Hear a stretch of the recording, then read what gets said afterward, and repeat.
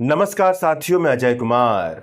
भारत की चुनावी राजनीति में जनता परिवारवाद को बहुत ही ज्यादा हल्के में लेती है, लेकिन वह जितना ही ज्यादा परिवारवाद को हल्के में लेती है, उतने ही भारी तरीके से, उतने ही भारी हथौड़े से परिवारवाद भारत में लोकतंत्र को बर्बाद करता है, लोकतंत्र की हत्या करता है।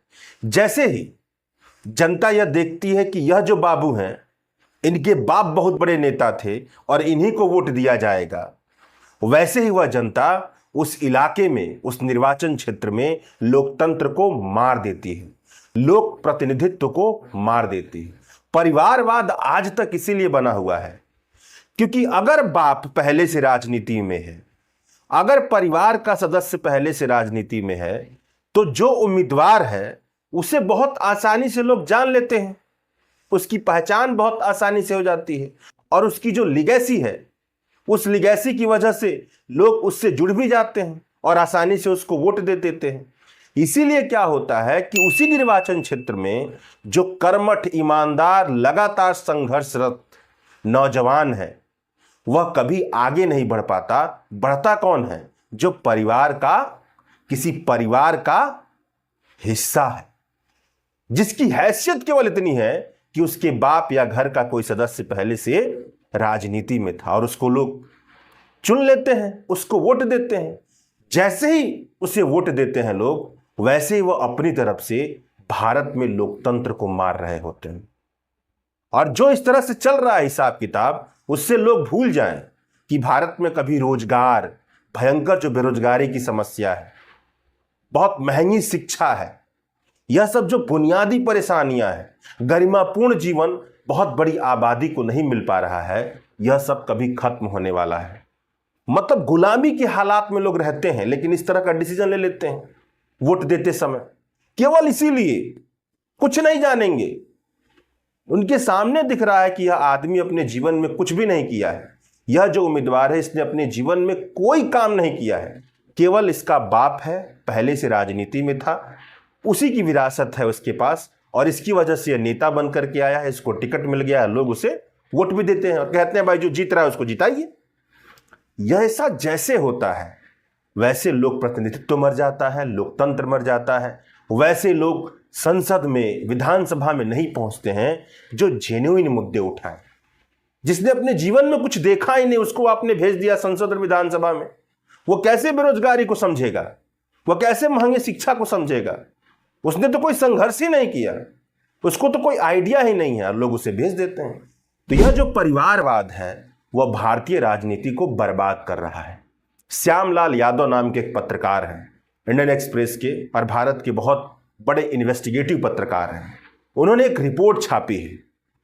वह रिपोर्ट यह बताती है कि इस पूरे भारत में विधानसभा ले लिया जाए, संसद के जो दोनों सदन हैं, लोकसभा राज्यसभा ले लिया जाए और विधान परिषद मतलब एमएलसी, जितने भी निर्वाचित सदस्य होते हैं, चुने गए नेता होते हैं, इन सभी जगहों में सभी पॉलिटिकल पार्टी की तरफ से वह तकरीबन 5000 से के आसपास है और इनमें से तकरीबन 1100 के आसपास ऐसे नेता हैं जो किसी ना किसी तरह से परिवारवाद से जुड़े हुए हैं, डायनेस्टिक पॉलिटिक्स का हिस्सा है। मतलब उनके बाप या परिवार का कोई सदस्य पहले राजनीति में था, इसलिए वो राजनीति का हिस्सा बन गए हैं। अगर प्रतिशत में देखा जाए तो 100 में से 22 नेता, 22 ऐसे निर्वाचित सदस्य हैं जो विधायन का कमाल संभाल रहे हैं, जिनकी हैसियत केवल इतनी है कि उनके परिवार का कोई सदस्य पहले राजनीति में था और वो चुनकर भेज दिए गए। ये छोटी मोटी संख्या नहीं है। 140 करोड़ की आबादी का प्रतिनिधित्व करने के लिए 5000 के आसपास लोग हैं, उनमें से 22% की कोई योग्यता ही नहीं है। केवल इतनी योग्यता है कि उनके बाप या घर का कोई सदस्य पहले से राजनीति में था और उन्हें भेज दिया गया, उनको आसानी से टिकट मिल गया, उन्होंने चुनाव लड़ा, लोगों ने जाना और वोट दे दिया, चले गए। 99% राजनीतिक कार्यकर्ता अपनी पूरी जिंदगी में उस दहलीज को नहीं हासिल कर पाते हैं जिस दहलीज को कोई परिवारवाद का सदस्य जो होता है जन्म लेते ही हासिल कर लेता है। सोच कर देखिए, तेजस्वी यादव, राहुल गांधी, अखिलेश यादव, इन्होंने अपने जीवन में क्या संघर्ष किया है। जन्म लिए वैसे ही क्या बन गए, नेता बन गए। एक पार्टी को संभाल रहे हैं, कहीं ना कहीं से चुनाव जीत जाते हैं, कहीं ना कहीं से लड़ लेते हैं। इनकी क्या हैसियत है? इन्होंने जिंदगी में संघर्ष किया है? आपके बच्चों की तरह, हमारे घर के जो नौजवान हैं उनकी तरह कुछ नहीं किया है। अमित शाह का लड़का आईसीसी का चेयरमैन बन गया है, बताइए। राजनाथ सिंह का लड़का, वह भी मतलब भरे पड़े हैं सबके सब। तो ये स्थिति है। तो जैसे ही जनता जब इस तरफ ध्यान नहीं देगी तो वो भूल जाए कि लोकतंत्र उसके जीवन के बुनियादी प्रश्नों का हल कर पाएगा, क्योंकि लोकतंत्र तो वो मार ही दे रही है, ऐसे लोग को भेज ही नहीं रही है। तो श्यामलाल यादव की जो इन्वेस्टिगेटिव रिपोर्ट बताती है वह यह बताती है, उसको भी थोड़ा सुन लीजिए, कि भाजपा में जितने चुने गए निर्वाचित सदस्य हैं, जो एमएलए, एमएलसी और एमपी हैं, उनमें से तकरीबन 18% किसी न किसी परिवार का, पहले पॉलिटिकल पार्टी पहले कोई ना कोई ऐसे नेता था जो पहले था किसी पॉलिटिकल पार्टी का सदस्य और चुन के गया था, और उसके बच्चे अब जाकर के बन गए हैं नेता। ऐसे 18% निर्वाचित सदस्य भाजपा की तरफ से हैं, जो डायनेस्टिक पॉलिटिक्स का हिस्सा है। बाप अपने बेटे को दे दे रहा है, बेटी को दे दे रहा है, ससुर दामाद सब दे रहा है, सब टिकट भाई, इस पार्टी ने सब उस पार्टी से, ये सब चल रहा है। इस पार्टी से नहीं मिला तो अमुक पार्टी से मिल जाएगा, अमुक पार्टी से मिल जाएगा, और नेता बन के पहुंच जाते हैं सब। जनता उनको वोट देती है और जनता फिर पूछती है कि उनके जीवन की परेशानियां कम क्यों नहीं हो रही हैं, सरकार उन पर ध्यान नहीं दे रही है। ये तो वोट का इस्तेमाल हो रहा है। अब वही आइए कांग्रेस में। कांग्रेस में आजादी के समय की पार्टी है, आज सबसे बुरे हालात में है, और उसमें 33% ऐसे निर्वाचित सदस्य हैं जो डायनेस्टिक पॉलिटिक्स का हिस्सा है। भाजपा में 18%, कांग्रेस में 33%। भाजपा जनसंघ के बाद बनी और धीरे धीरे आगे बढ़ रही है, और इसकी जो संख्या है बढ़ते जा रही है, कम नहीं हो रही है, उसका ट्रेंड बढ़ने वाला है। भले आप ये कहें कि कांग्रेस में ज़्यादा डायनेस्टिक पॉलिटिक्स के लोग आ रहे हैं, लेकिन भाजपा में संख्या बढ़ती जा रही है, कम नहीं हो रही है।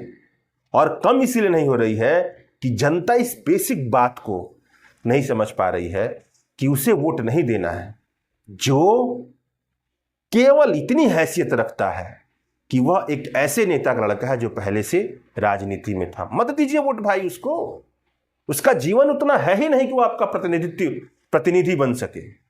उसको संघर्ष करने दीजिए। आपके घर का लड़का डॉक्टर, इंजीनियर जो भी बनता है, पढ़ाई करता है, कई कंपटीशन एग्जामिनेशन निकालता है, तब बनता है। और यहां पर क्या हो रहा है? सिंपल, केवल बाप का लड़का है, उसे पॉलिटिकल पार्टी की कमान दे दी जा रही है और पूरे देश को चलाने वो निकल पड़ा है। और आप ये कह रहे हैं देश में कुछ बदल ही नहीं रहा है, देश बर्बादी के कगार पर है। आप जिम्मेदार है, जनता जिम्मेदार, उसके सामने दिख रहा है, विरोध करना चाहिए, नहीं देना चाहिए उसको किसी को वोट। लेकिन वोट देती है, जो जीत रहा है उसको जिताती है, इस तरह की फर्जी बातें कहती है जिसका कोई महत्व नहीं है। टीवी वाले सिखाते हैं।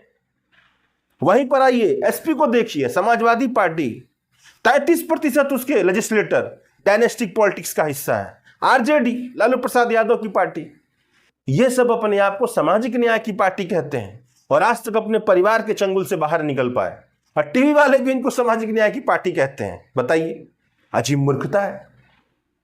मतलब कोई सच है इसमें? कोई सच नहीं है। ये जानकारियां हासिल करने के लिए आप हमारे YouTube चैनल पर आया कीजिए। हम तोड़ेंगे वो जो छद्म दिखाया जाता है कॉर्पोरेट मीडिया में उसको, और YouTube में जो पैसा लेकर के धंधा चला रहे हैं इन पॉलिटिकल पार्टियों। कहां से सामाजिक न्याय की पार्टी है भाई? ये कहां से सामाजिक न्याय की पार्टी है आरजेडी? उसके 42% लेजिस्लेटर किसी न किसी परिवार का हिस्सा है।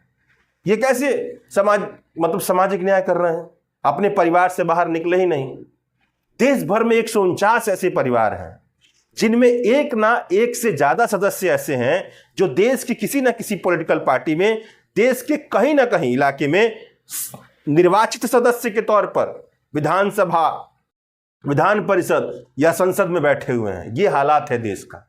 मतलब कुछ परिवार देश को चला रहे हैं, और जब कुछ परिवार देश को चलाएंगे 140 करोड़ के देश को, तो उसकी जो बेसिक परेशानियां हैं, उसकी बहुत बड़ी आबादी की गरिमापूर्ण जीवन, वह कभी भी नहीं उन्हें मिल पाएगा। तो इसे जनता को तोड़ना चाहिए। और इस तरह की रिपोर्ट के लिए आप हमारे YouTube चैनल को सब्सक्राइब कीजिए। शुक्रिया।